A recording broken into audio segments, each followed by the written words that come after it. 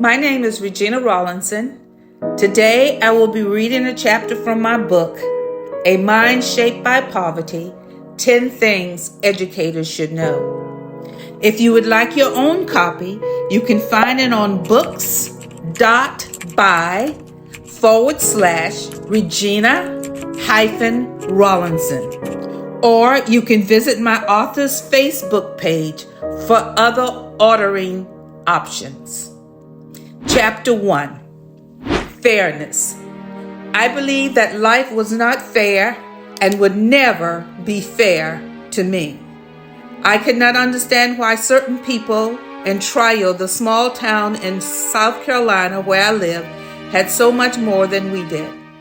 We worked long and hard while they seemingly did nothing, yet they drove the cars, had the pools, and lived in nice homes. They had air conditioning. I dreamed of what living in such a home must have been like. My home did not have air conditioning, and a pool was out of the question. My parents sharecropped for a time with a wealthy man in Trio, whose identity I will protect by calling him Mr. Ed. Sharecropping meant that one partner supplied the financing and the other supplied the labor. My father supplied the labor. At the end of the farming season, the two partners totaled all expenses and supposedly divided the profits equally. My father always ended the year in debt to Mr. Ed. I could not understand it then, and I still do not know how it could be possible. After all, my father's many children worked while Mr. Ed had no one in the fields. If my father could be treated unfairly and was powerless to do anything about it, what power could I ever have? This scary thought ballooned into distrust and skepticism of certain people. Other sharecroppers told the same story when they visited my father, so I decided that fairness was not in the cards if you belonged to a certain class of people. Children who grow up witnessing unfairness learn to distrust those who act unfairly. An ethnic group, perhaps, or a socioeconomic class, or people living in certain neighborhoods. The results are the same. When they come to school, children immediately categorize students and educators, especially teachers, into groups. They need to know whom they can trust and who warrants skepticism. Their experiences guide them and inform their decision about who goes into what group. They distinguish others by their skin color, behavior, language, hairstyle, clothing, interaction with others, and food. Children of poverty are very adept at detecting unfairness since they have seen it often in many situations. When it shows up in school or the classroom, directly or indirectly, it confirms what they already believe. In the new school environment, they meet unfairness in numerous places.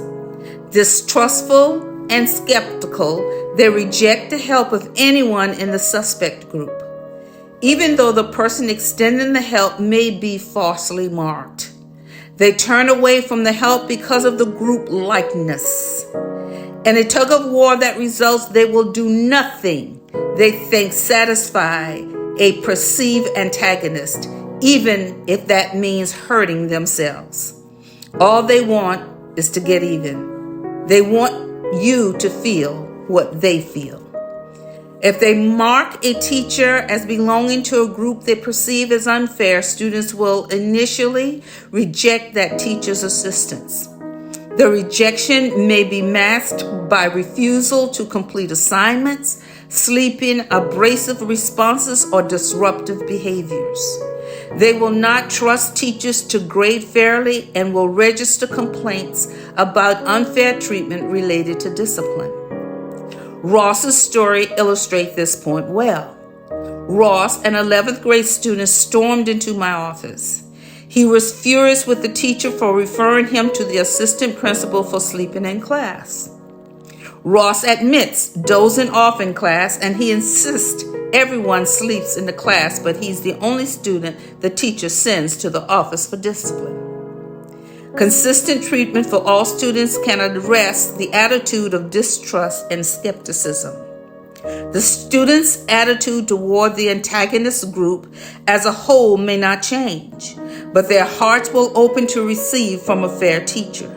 They can then realize that not all members of a group behave the same way. This insight can be a start of building a new mindset that lets students receive from others. This is the end of this chapter. For more information about me or my books, visit www.villagec.com. And remember to visit my author's page, my author's Facebook page, for more information.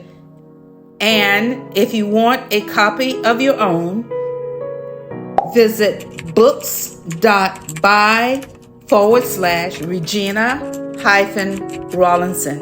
Thank you for listening, and see you the next time.